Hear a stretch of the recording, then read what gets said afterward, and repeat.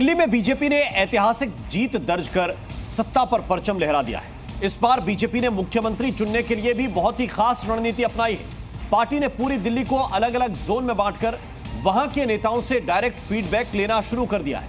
अब बीजेपी की back to back बैठकों का दौर भी शुरू हो गया है और सभी की निगाहें इस बात पर टिकी हैं कि दिल्ली का नया मुख्यमंत्री कौन बनेगा और शपथ ग्रहण समारोह कब होगा।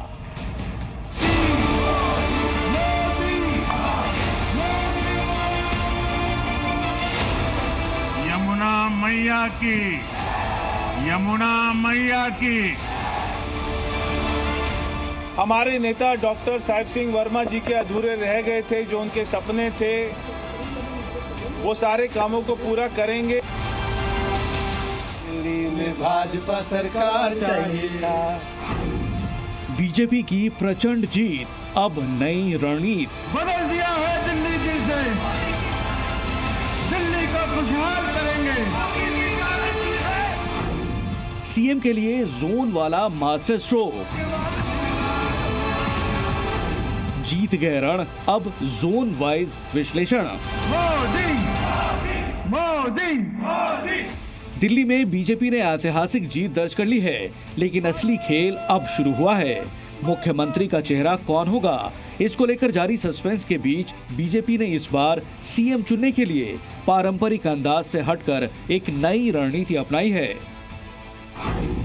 बीजेपी ने दिल्ली को अलग अलग जोन में बांट दिया है और हर जोन के नेताओं से फीडबैक लिया जा रहा है।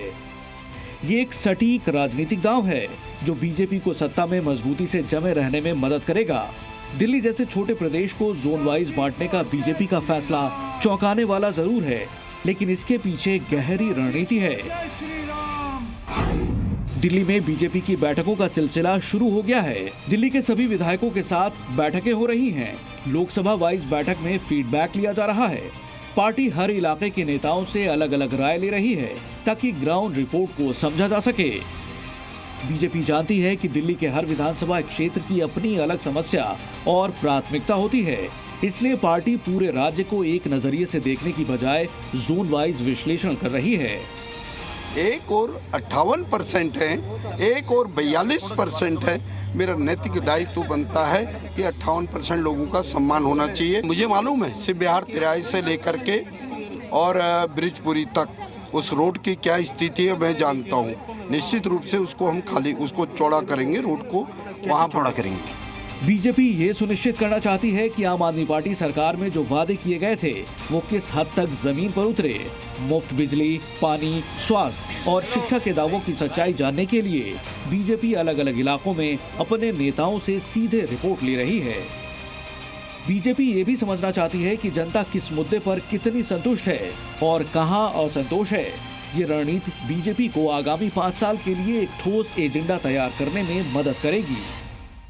लोकसभा वाइज और उसको जोनों में बांटा है, वो इसलिए बांटा है कि वो देख रहे हैं कि जो जातीय समीकरण है, जो वहाँ लोग किस तरह के लोग रहते हैं और अगर वो किसी जाति विशेष का अगर कैंडिडेट बनाते हैं तो वो आगे बीजेपी की रणनीति को कैसे लेके जाते हैं। जैसे अभी कुछ मुद्दे हैं जिन पर बात कर रहे हैं कि जो दिल्ली के लोकल लोग हैं वो दिल्ली में कुछ गुजर हैं और कुछ जाट हैं।